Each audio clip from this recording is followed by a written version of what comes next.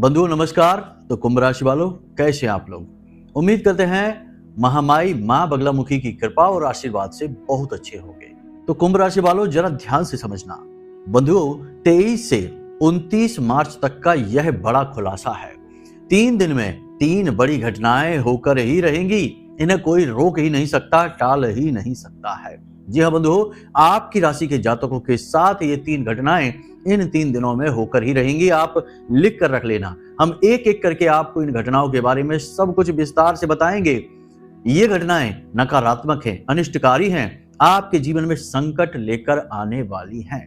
लेकिन इसका मतलब यह नहीं है कि ये घटनाएं आपको बर्बाद करेंगी ही करेंगी, मिटाएंगी ही, ऐसा निश्चित नहीं है। ज्योतिष की यही खूबसूरती है कि यह समय रहते ही आने वाले खतरों को बता देता है।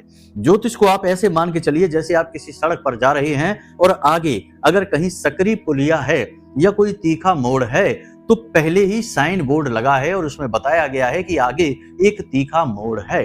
तो आप समझ जाएंगे, तो आप अपनी गाड़ी की चाल को धीमा कर लेंगे और मोड़ पर होने वाली अनिष्टकारी घटना से आप बच जाएंगे। ठीक वैसे ही ज्योतिष कार्य करता है, जो जीवन में आने वाली अनिष्टकारी, नकारात्मक या शुभ अशुभ किसी भी प्रकार की घटना हो उसके बारे में पहले ही संकेत देने लगता है। लेकिन इसका मतलब यह नहीं है कि ऐसी घटना निश्चित तौर पर घटेगी ही घटेगी। हाँ, यदि आप लापरवाही दिखाएंगे और समझदारी से काम नहीं लेंगे, चेतावनी मिलने के बाद भी गलती दोहराते रहेंगे तो निश्चित तौर पर दुर्घटना होगी ही। जैसे सड़क पर पहले ही बोर्ड लगा है कि आगे तीखा मोड़ है, आपने देखकर भी अनदेखा कर दिया और गाड़ी की गति को धीमा नहीं किया तो आगे जाकर आप उसे मोड़ ही नहीं पाएंगे और दुर्घटना के शिकार हो जाएंगे। तो इसमें गलती किसकी है? आपकी ही है ना, कि आपने बताई गई बातों का या जो पहले से आपको दी गई चेतावनी है उसका ध्यान नहीं रखा, जीवन में परिवर्तन नहीं किया। तो आज आपको हम इन 3 अनिष्टकारी घटनाओं के विषय में बताएंगे जो अगले 3 दिनों में आपके जीवन में घटित होंगी ही होंगी यदि आपने सावधानी नहीं बरती। कौन सी रहेंगी वो सावधानियां, हम आपको वो भी बताएंगे। इन घटनाओं से बचने का तरीका क्या है, उपाय क्या है, क्रिया क्या है, वो भी हम आपको बताएंगे।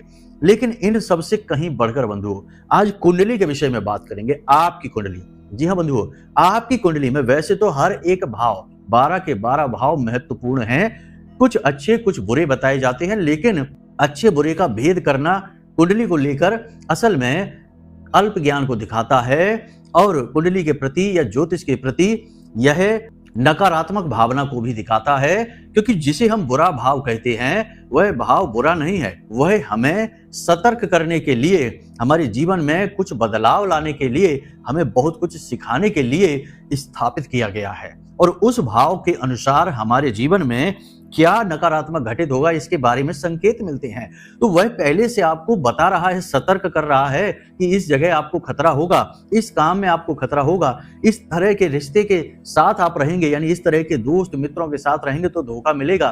तो पहले से ही जो आपको खतरे के बारे में बता रहा है वह भाव गलत कैसे हो सकता है, खराब कैसे हो सकता है।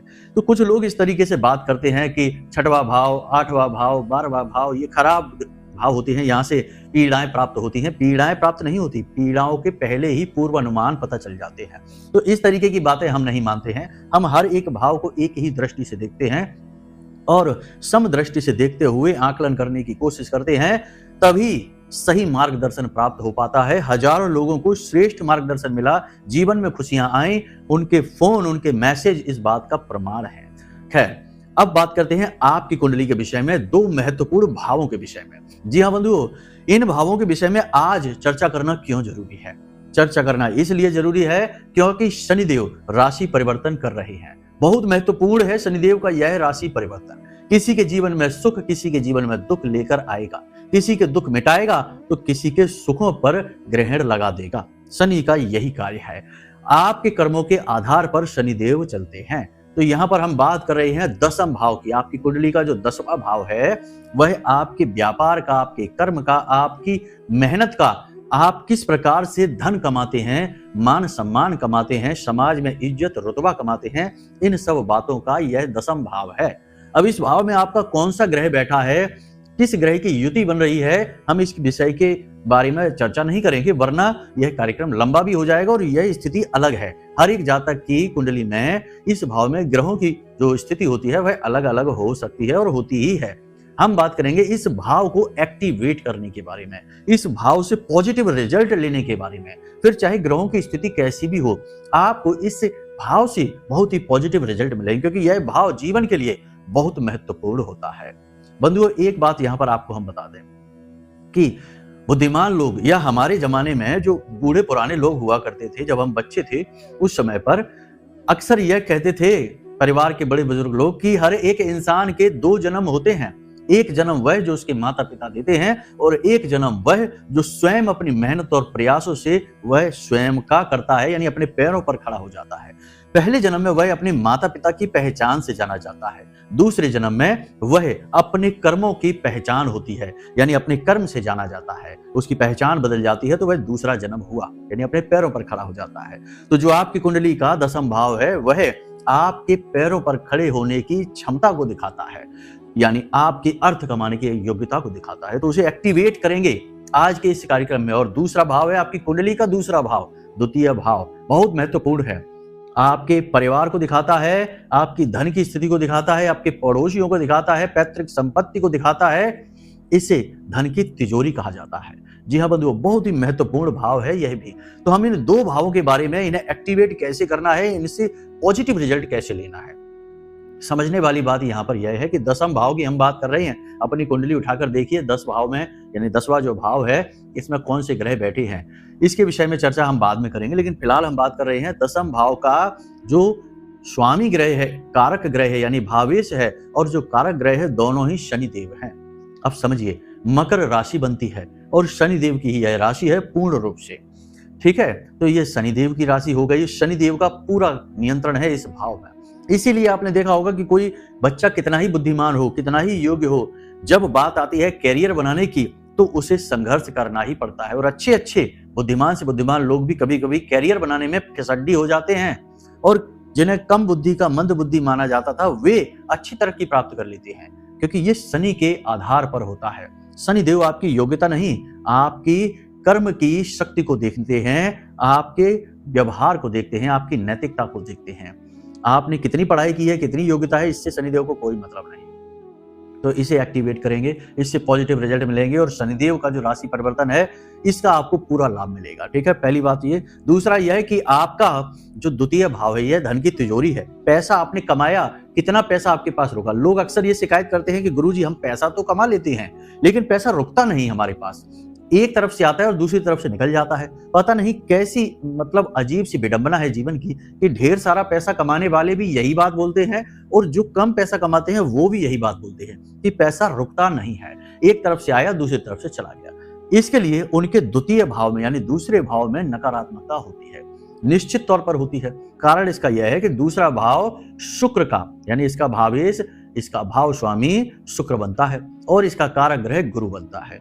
अब शुक्र और गुरु ये दोनों वैसे तो पॉजिटिव ही हैं, नेगेटिव नहीं है, लेकिन आज का जो परिवेश है, माहौल है, लोगों का वातावरण है, उसके हिसाब से शुक्र के साथ में नकारात्मकता आ ही जाती है, गुरु के साथ भी आ ही जाती है। जैसा कि वातावरण है, परिवेश है, लोगों का व्यवहार और आचरण है, इसमें सुधार करेंगे तो ये भाव जो आपका है एक्टिवेट हो जाएगा। फिर आपके द्वारा कमाया गया धन पैसा आपकी जेब में रुकने लगेगा। यहां तक सारी बातें आपको समझ में आ गई हैं। तो आपको आज का यह कार्यक्रम पूरा अवश्य देखना है, क्योंकि आज हम न केवल 3 घटनाओं के बारे में, उनसे बचने के उपाय तरकीबों के बारे में और कुंडली के 2 सबसे महत्वपूर्ण भावों को एक्टिवेट करने के बारे में बताएंगे, जिससे आपको पूरा लाभ मिलेगा जीवन का। पैसा कमाएंगे अच्छी तरीके से और उस पैसे को रोक भी पाएंगे, होल्ड भी कर पाएंगे, अपनी तिजोरियों में, अपने बैंक बैलेंस में भी रख पाएंगे, बचा पाएंगे अच्छी तरह से। ये 2 विषय हो गए चर्चा के। लेकिन इन सब के बावजूद कार्यक्रम के अंत में हम आपको एक ऐसा महाशक्तिशाली उपाय बताने जा रहे हैं जो कलयुग के राजा से संबंधित है। आप समझ रहे होंगे, हमारे कार्यक्रम देखते हैं तो आपको पता होगा कि हम किसकी बात कर रहे हैं। जी हाँ, हम शनिदेव की ही बात कर रहे हैं। कलयुग के राजा को इतना खुश कर देगा, इतना प्रसन्न कर देगा कि आपकी हर गलती को वो माफ भी कर देंगे। मतलब बात यहाँ पर यह है, शब्दों को न पकड़ लेना, कहने का मतलब यह है कि छोटी मोटी जो अनजाने में की जाने वाली गलतियां हैं उन्हें क्षमा भी कर सकते हैं। ये उपाय इतना शक्तिशाली है। हम इस उपाय को बताएंगे, इसे आपको अपने घर में करना है और किस प्रकार करना है, कैसे करना है, इसके बारे में कार्यक्रम के अंत में चर्चा करेंगे। तो चलिए अपने मूल विषय को शुरू करते हैं, लेकिन इससे पहले महामाई को याद करेंगे। कमेंट बॉक्स में पूरे भक्ति भाव के साथ लिख डालिए, जय मां बगलामुखी कृपा करो। महामाई इतनी दयालु है कि निश्चित तौर पर आपके ऊपर कृपा करेंगी, हमें पूर्ण विश्वास है। तो चलिए बंधु, अपने अब मूल विषय को शुरू करते हैं। अब सारी बातें ध्यान से समझिए। प्यारे मित्रों, हमारे अत्यंत प्रिय और परम पूज्य अमिताचार्य जी के पास माँ बगलामुखी और माँ भद्रकाली की साधनाओं का वर्षों का अनुभव है और माता रानी की इनके ऊपर पूर्ण कृपा और सिद्धि है। आचार्य जी ने अपने सटीक कुंडली विश्लेषण और श्रेष्ठतम उपायों के माध्यम से हजारों लोगों के जीवन को खुशियों से भरा है। आचार्य जी का कुंडली विश्लेषण और उपाय करवाने का तरीका इतना अद्भुत है कि जीवन के हर एक दुख और कष्ट का कारण जड़ से ही समाप्त हो जाता है। फिर समस्या चाहे जैसी भी हो, कर्जा बहुत बढ़ गया हो, व्यापार चल नहीं रहा हो, बीमारियों में आप बर्बाद हो चुके हो, रिश्तों में प्रेम समाप्त हो चुका हो, या फिर नौकरी ही ना मिल रही हो, विवाह में देरी होती हो, कैसी भी समस्या हो, इन समस्याओं का कारण क्या है, कौन सी महादशा परेशान कर रही है, कौन सा दोष लगा हुआ है, सब कुछ आचार्य जी इतना सटीक बताते हैं कि वर्षों वर्ष के दुख कुछ ही दिनों में समाप्त हो जाते हैं। अगर आपके जीवन में भी कोई ऐसी संकट की घड़ी है तो यही सही समय है जब आप पूज्य आचार्य जी के हाथों से अपनी कुंडली का विश्लेषण करवाएं और वर्षों से चल रहे दुखों और संकटों के इस चक्र से बाहर निकल जाएं। प्यारे मित्रों, अभी वीडियो में दिए गए नंबरों पर फोन करिए और अपनी कुंडली का श्रेष्ठतम आकलन करवा डालिए। जिंदगी बदलने का ये सबसे बड़ा मौका हाथ से मत जाने दीजिएगा। जय माई की, महामाई आपका कल्याण करे। तो सबसे पहले बात करते हैं 3 नकारात्मक घटनाओं की, फिर आगे कार्यक्रम को बढ़ाएंगे धीमे धीमे। तो सबसे पहली नकारात्मक घटना क्या है? सबसे पहली नकारात्मक घटना है जो आपके स्वयं के व्यक्तित्व से जुड़ी हुई है और इसी का बिगड़ा हुआ रूप होगी। कैसे? ध्यान से समझिए। अगले 3 दिनों में आपको अपने आत्मविश्वास में बहुत कमी महसूस होगी, आपको शरीर में ऊर्जा की बहुत कमी महसूस होगी, थकावट आपके ऊपर हावी रहेगी, कमजोरी का आपको एहसास होगा, स्वास्थ्य आपको अपना ठीक नहीं लगेगा। कुछ लोग तो ऐसे भी होंगे जो इन 3 दिनों में, आने वाले 3 दिनों में डॉक्टर के पास भी चले जाएंगे दवा लेने के लिए, लेकिन दवा लेने के बाद भी पूरा लाभ प्राप्त नहीं होगा। जी हाँ, कहने का मतलब यह है कि मनोबल आपका टूटा रहेगा, किसी भी तरीके से हो आप आंतरिक कमजोरी महसूस करेंगे। अब इसका प्रभाव आपके कार्य पर पड़ेगा, कार्यशैली पर पड़ेगा, तो आपको कार्य स्थल पर अपमान का सामना करना पड़ सकता है। आपके जो सहयोगी हैं, जो साथी कर्मचारी हैं, वे आपके सहयोगी नहीं हैं, सहकर्मी हैं और आपके विरोधी भी हैं। तो आपके कार्यस्थल पर आपके विरोधी अति सक्रिय हो जाएंगे, शत्रु अति सक्रिय हो जाएंगे और आपकी इस कमजोरी का पूरा लाभ लेने की कोशिश करेंगे। उच्च अधिकारियों से आपको डांट पड़ सकती है, यानी कि ये जो नकारात्मक घटना है, ये जो लोग जॉब करते हैं, नौकरी करते हैं, उन लोगों के लिए बुरी खबर रहेगी। तो कहने का मतलब यह है कि आपको 3 दिनों में अपने स्वास्थ्य का विशेष ख्याल रखना होगा, विशेष ख्याल रखना होगा। खान पान पर ध्यान दें, जरूरत से ज्यादा भोजन ना ग्रहण करें, कम मात्रा में भोजन खाएं, पानी अधिक पिएं, शरीर में गर्मी बढ़ी हुई सी महसूस आपको होगी। तो ये चीजें हैं, इसको आप ध्यान में देना है। दूसरी घटना ज्यादा खतरनाक है, इसके लिए आपको ज्यादा सतर्क रहने की आवश्यकता है। पीठ के पीछे कोई आपको धोखा देने वाला है। जी हाँ बंधुओं, जहां तक हमारा अनुमान है, अनुमान से मतलब यह है कि जो हमारी माता रानी के द्वारा दी गई अनुभूतियां हैं, उनके आधार पर और ग्रहों की बन रही स्थितियों के आधार पर, क्योंकि यह जो समय काल है, यह राहु का समय काल है और राहु धोखे का प्रतीक है, माया का प्रतीक है, नकारात्मकता का प्रतीक है। तो आपका अपना ही कोई आपको धोखा देने वाला है। आप किसी अपने के मुख से ऐसी बातें सुनेंगे, ऐसे उसके काम हो जाएंगे जो आपको आश्चर्य में डाल देंगे। आपको यकीन ही नहीं होगा कि आपने तो इस पर इतना भरोसा किया था, यह कैसे ऐसी बात बोल सकता है। अब वह इंसान आपका पार्टनर हो सकता है, बिजनेस पार्टनर हो सकता है, आपका मित्र हो सकता है, आपका भाई, आपका जीवन साथी और यहां तक कि आपके पिता या माता में से भी कोई एक हो सकता है। जी हाँ बंधुओं, कलयुग की कड़वी सच्चाई है ये, आप मान लीजिए। सैकड़ों ऐसे हमारे पास फोन आते हैं, मैसेज आते हैं, जिनमें लोग दुनियादारी से नहीं, अपने पिता से प्रताड़ित चल रहे हैं, अपनी मां से प्रताड़ित चल रहे हैं। जी हाँ बंधुओं, ये बात सुनने में अच्छी नहीं लग रही होगी, हमें भी बड़ी हिम्मत करके ये बात कहनी पड़ रही है, लेकिन ये सच है और जो सच है तो है, उसका क्या कर सकते हैं। तो बहुत सारे लोग ऐसे होंगे जो अपने रिश्ते से, अपने खास किसी व्यक्ति से धोखा खाने वाले हैं। सतर्क रहना है। आप क्या कर सकते हैं? सावधानी, यहां पर सावधानी ये कर सकते हैं कि किसी पर भी जो महत्वपूर्ण कार्य है उसकी जिम्मेदारी ना दें। महत्वपूर्ण कार्य जो आपके जीवन के हैं उन्हें आप स्वयं करें। पैसे रुपए की लेन देन आप स्वयं करें। कोई भी कागज डॉक्यूमेंट आप साइन करने जा रहे हैं, हस्ताक्षर करने जा रहे हैं, तो उस कागज को अच्छी तरह से पढ़ लें। कोई भी महत्वपूर्ण डील आप किसी के साथ करने जा रहे हैं, कोई सौदा करने जा रहे हैं, तो उस सौदे की पूरी जिम्मेदारी खुद लें। किसी को आगे ना बढ़ाएं, आप आगे बढ़ें। यानी कि अपने काम की पूरी जिम्मेदारी, पूरी बागडोर खुद संभाल कर रखेंगे तो बचे रहेंगे धोखे से। देखिए, हमने पहले ही कहा कि ये संकेत हैं। संकेत का मतलब है कि सावधानी बरतनी है, आगे खतरा है, ये याद रखना है। तो दो बातें तो ये हो गई, इनके बारे में सावधान आपको रहना है। अब बात करते हैं तीसरी। अगले 3 से 5 दिनों में, जी हाँ बंधु, 3 से 5 दिनों में किसी प्रकार का निवेश आपने यदि कर दिया, आपको बहुत घाटा हो जाएगा। किसी बिजनेस की डील आपने कर ली, वह कैंसिल हो जाएगी, आपको नुकसान हो जाएगा। कोई नए बिजनेस की शुरुआत कर दी तो वह बिजनेस चलेगा नहीं, डूब जाएगा। इसी प्रकार आपने यदि कोई प्रॉपर्टी खरीद ली तो वह प्रॉपर्टी आपको फलित नहीं होगी। वाहन खरीद लिया तो वह वाहन आपको फलित नहीं होगा। देखिए, दिन में, हर दिन में 1.5 घंटे का लगभग समय होता है, जिसे राहु काल कहते हैं। राहु काल में कोई भी नया शुभ कार्य करते हैं, बिजनेस हो, व्यापार हो, रिश्ता नाता हो, कोई खरीद बिक्री हो, कुछ भी करते हैं तो वह असफल हो ही जाती है। और अभी तो पूरा राहु का नियंत्रण ही चल रहा है। 3 ग्रहों पर पूर्ण नियंत्रण होने जा रहा है, चल ही रहा है, होने क्या जा रहा है, अभी चल ही रहा है। तो ऐसे में यदि आपने कोई नया कार्य कर डाला, व्यापार में कहीं कोई निवेश कर डाला, किसी ने आपको सलाह दी कि इस बिजनेस में पैसा लगा दो, हम आपके साथ हैं, हम पार्टनर हैं, या हम पार्टनर बन जाते हैं, हमारे साथ आ जाओ, नहीं, बिल्कुल नहीं, किसी भी हाल में नहीं। कोई भी नया महत्वपूर्ण कार्य आपको अभी फिलहाल 3 से 5 दिनों तक, यानी शनिदेव का जब तक राशि परिवर्तन नहीं हो जाता तब तक नहीं करनी है। उसके बाद क्या करना है, कैसे करना है, तब की तब देखी जाएगी, फिलहाल नहीं, क्योंकि उसके बाद भी परिस्थितियां कोई खास अच्छी नहीं होंगी, क्योंकि शनि और राहु का मिलन हो जाएगा। और शनि और राहु का मिलन भी कोई अच्छा मिलन नहीं है, बहुत ही नकारात्मक होता है। पिशाच योग कहते हैं इसको, आप नाम से ही समझ जाइए कि ये पिशाच है, तो ये तो और ज्यादा मिटाएगा। तो फिलहाल कोई भी नए कार्य की शुरुआत के बारे में ना सोचें, अभी शांति से बैठे, जो चल रहा है उसी को चलाएं, उसी में पूरा मन लगाएं, पूरा जोश मन में बना के रखें। दूसरा कि पॉजिटिव रहिए, मन में हमेशा सकारात्मक विचार रखिए।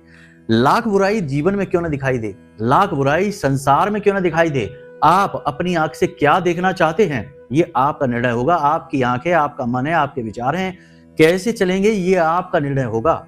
आपको गिलास खाली देखना है या आधा गिलास भरा देखना है, ये आपका निर्णय है। एक कहानी है छोटी सी, हमने सुनी थी। बताते हैं कि एक बार भगवान श्री कृष्ण और अर्जुन ऐसे ही भ्रमण पर जा रहे थे। उन्होंने एक मरा हुआ कुत्ता देखा जिसमें से बदबू आ रही थी, ऐसे ही कहीं किनारे पर पड़ा हुआ था।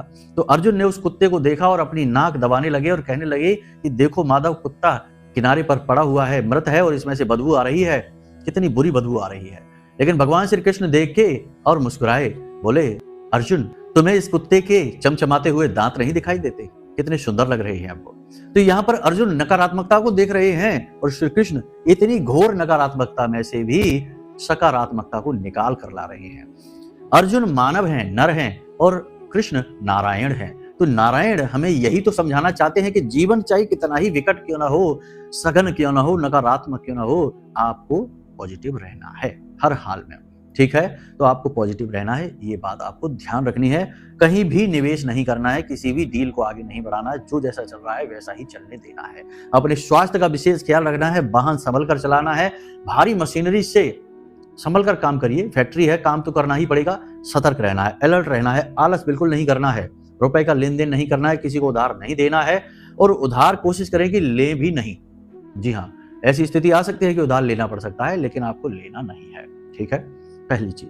अब यहाँ पर बात करते हैं उन 2 भाव के बारे में जिनकी हमने कार्यक्रम की शुरुआत में बात की थी, वो भी महत्वपूर्ण हैं। उसके बिना ये कार्यक्रम पूरा नहीं होगा, क्योंकि अंत में हम उपाय भी बताएंगे, उपाय भी आपको जानना बहुत जरूरी है। तो ये 2 भाव, सबसे पहले दशम भाव की बात करते हैं। यही सबसे महत्वपूर्ण बात है, क्योंकि आज का जो हमारा कार्यक्रम है ये शनिदेव पर ही केंद्रित है और राहु पर भी केंद्रित है। तो शनि और राहु तो मित्र हैं। शनि यदि आपके पॉजिटिव हो गए तो राहु पॉजिटिव हो ही जाएगा। राहु सहचर्य से फल देता है। ठीक है, तो आप समझिए, जो आपका दशम भाव है वह शनिदेव से समर्पित है, उनसे ही जुड़ा हुआ है। शनिदेव खुश, वह भाव एक्टिव हो गया, पॉजिटिव हो गया। तो आपको क्या करना है, ध्यान से समझिए। 2-3 चीजें आपको करनी है और 2-3 चीजें आपको नहीं करनी है। महीने में 8 तारीख, 17 तारीख और 26 तारीख को आपको कोई भी डील नहीं करनी है, कोई भी महत्वपूर्ण कार्य नहीं करना है। ठीक है, इन्हें आपको टाल देना है। काले रंग की पेन से कहीं कोई साइन नहीं करना है, सिग्नेचर नहीं करना है, कोई भी अंक नहीं लिखना है। ठीक है। तीसरा, काले रंग की कोई भी वस्तु या नीले रंग की कोई भी वस्तु मुफ्त में नहीं लेनी है, खुद भी पहनना नहीं है, धारण नहीं करनी है। जैसे कि लोग पहन लेते हैं, यूनिफॉर्म वगैरह है तो वह बात एक अलग है, वैसे सामान्य तौर पर ना पहने। इसी के साथ साथ जंग लगा हुआ लोहा वगैरह यदि आपके घर में पड़ा हुआ है तो उसे हटा देना है। साथ ही सड़ी हुई लकड़ी वगैरह आपके घर में खोटे सिक्के वगैरह हैं तो इन्हें भी आपको हटा देना है। लेकिन इन सब से कहीं महत्वपूर्ण, इस भाव को एक्टिवेट करने के लिए आपको क्या करना है, कम से कम सप्ताह में एक बार किसी अपाहिज भिखारी को अन्न और धन का दान अवश्य करना है। जी हाँ बंधुओं, ये बहुत ही बड़ा उपाय है शनिदेव को प्रसन्न करने का। याद रखना कि जो कमजोर वर्ग के लोग होते हैं, व्यापारी होते हैं कमजोर, जो लेबर वर्कर हैं, कारीगर हैं, और जो भिखारी हैं, खास तौर से जो अपाहिज हैं, अपंग हैं, उनके अधिपति शनिदेव होते हैं। अब यदि आपने उन्हें प्रसन्न कर दिया, उन्हें आपने खुश कर दिया, तो शनिदेव मुस्कुराएंगे, प्रसन्न हो जाएंगे। तो आपको कम से कम सप्ताह में एक बार ऐसा करना ही है कि मंदिर जाइए, 100% आपको कोई ना कोई अपाहिज भिखारी मिलेगा ही मिलेगा। ये शनिदेव की माया है। हर मंदिर में, जो मंदिर ढंग का हो, थोड़ा बड़ा हो, जहां भीड़ रहती हो, ऐसी जगह की बात हम कर रहे हैं, तो ऐसे मंदिर में एक ना एक अपाहिज भिखारी अवश्य बैठा होगा। एक ना एक ऐसा भिखारी अवश्य बैठा होगा जिसकी एक आंख खराब होगी। जी हाँ बंधुओं, जिसकी आंख खराब है वह भिखारी राहु है। और जो अपाहिज है, यानी जिसके हाथ पैर खराब हैं या कुछ प्रकृति की देन है, प्रभु की माया है, तो वह शनिदेव का प्रतीक है।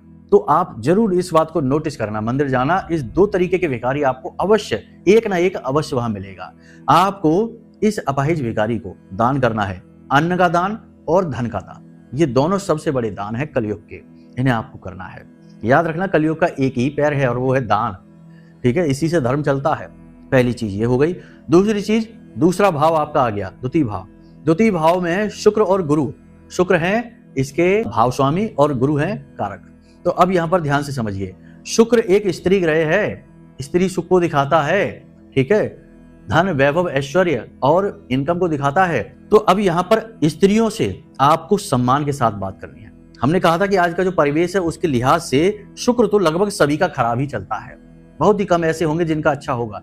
किसी भी स्त्री का आप अपमान करेंगे, उसे नीची दृष्टि से देखेंगे, उसे हीन भावना से देखेंगे, उसके साथ गलत व्यवहार करेंगे, शोषण करेंगे, तो आपका शुक्र सही हो ही नहीं सकता किसी कीमत पर। शुक्र कौन है? माता लक्ष्मी का प्रतीक है।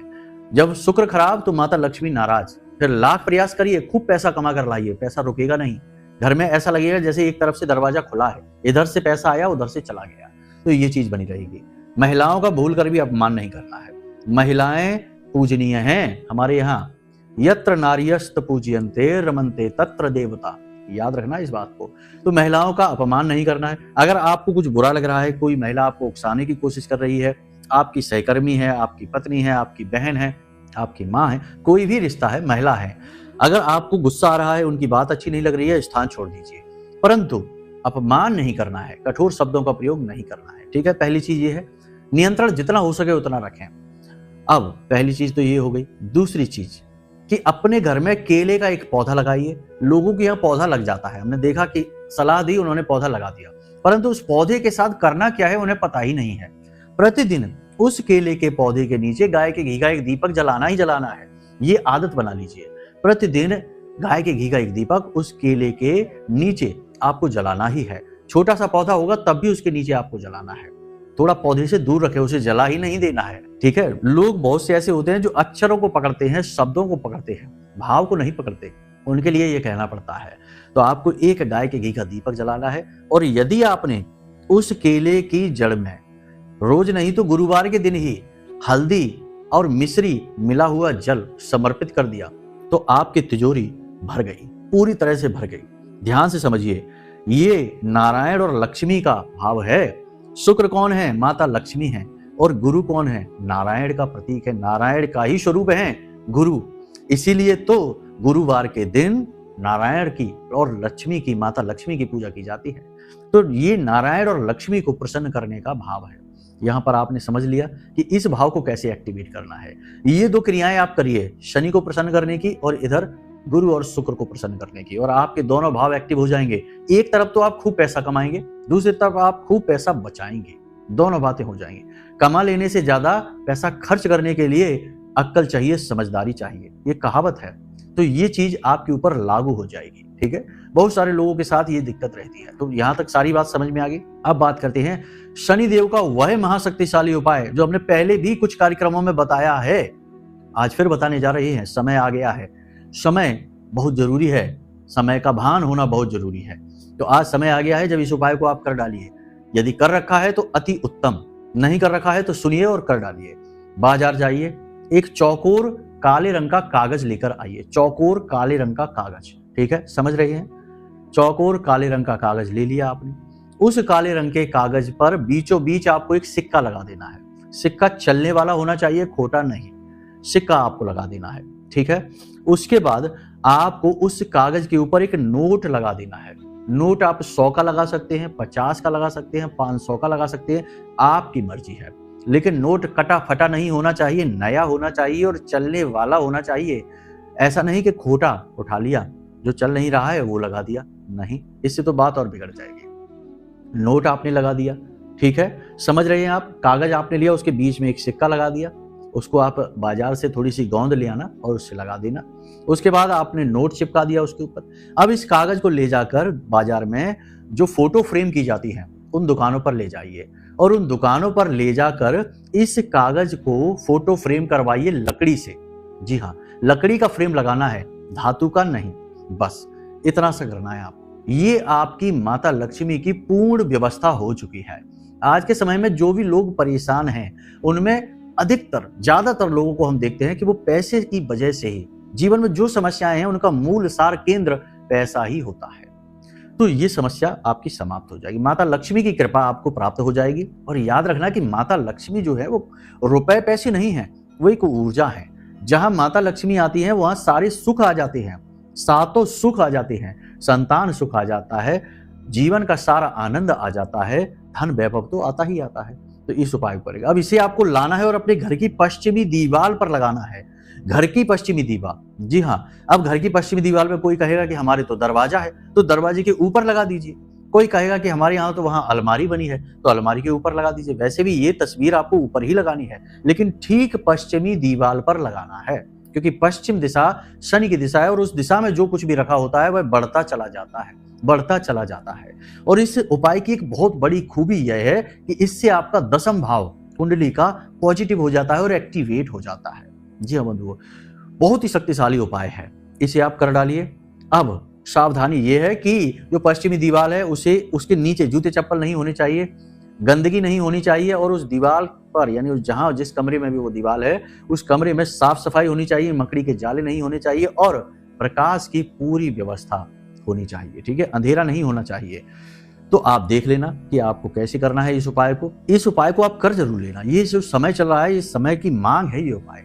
बाकी हमने आपको क्रियाएं सारी बता दी हैं, सावधानियां बता दी हैं। इन सावधानियों और क्रियाओं को भी अपने दिमाग में जरूर रखना, क्योंकि आप इन सब चीजों को ध्यान में जब रखेंगे तो आप बहुत सारी मुसीबतों से बच जाएंगे। अब आप हमें बाद में, जब आपके जीवन में ये 3 से 5 दिन का समय गुजर जाए, उसके बाद कौन कौन सी घटनाएं घटी हैं कमेंट करके अवश्य बताना। ज्यादातर लोगों के जीवन में ये घटनाएं घटेंगी ही घटेंगी। एक आध घटना हो सकता है ना घटे, लेकिन अधिकतर घटनाएं जो हमने आपको बताई हैं वो घटित होंगी ही होंगी। बस बारीकी से नजर जरूर रखना। ऐसे बिल्कुल ही अनदेखी करते चले जाओगे तो एक दिन गड्ढे में गिर जाओगे। सावधानी बहुत जरूरी है। तो उम्मीद करते हैं बंधुओं की सारी बात आपको समझ में आ गई है। इन बातों का प्रयोग करके आप अपने जीवन को सुंदर बना पाएंगे। अब यदि कोई मन में प्रश्न उठता है, या कुंडली का विश्लेषण करवाना है, या महामाई के विशेष अनुष्ठान में भाग लेना है 9 दिनों तक, तो कोई भी जानकारी आप वीडियो में दिए गए नंबर पर फोन करके प्राप्त कर सकते हैं। और मन में जो भी सवाल है, जो भी आपके उत्सुकताएं हैं, सब कुछ आप फोन पर जानकारी लेकर प्राप्त कर सकते हैं, अपनी मन की उत्सुकताओं को शांत कर सकते हैं। तो चलिए बंधु, आज के इस कार्यक्रम को यही समाप्त करते हैं। हमेशा हंसते रहिए, मुस्कुराते रहिए, सकारात्मक रहिए, क्योंकि सब उसी का दिया है, उसी के लिए है। हमारा जीवन भी तो उसी ने दिया है, जब चाहे तब ले सकता है। तो दुख काय का, परेशानी काय की, बस आनंद लीजिए और मुस्कुराते रहिए। प्रेम से बोलिए जय माई की। महामाई आपका कल्याण करेंगे। धन्यवाद। हमारे प्रिय और परम पूज्य आचार्य जी ने अपनी साधनाओं के अनुभवों पर आधारित शक्तिशाली उपाय और क्रियाओं के माध्यम से हजारों लोगों के जीवन को पूरी तरह से बदला है। आचार्य जी के द्वारा बताया गया हर एक उपाय इतना सटीक और कारगर होता है कि जो भी इसे पूरे भाव के साथ कर लेता है उसे साक्षात महामाई की कृपा और आशीर्वाद प्राप्त हो जाती है। इसलिए निसंकोच इन उपायों को पूरे भाव के साथ करिए, आपका कल्याण होगा। जय माई की।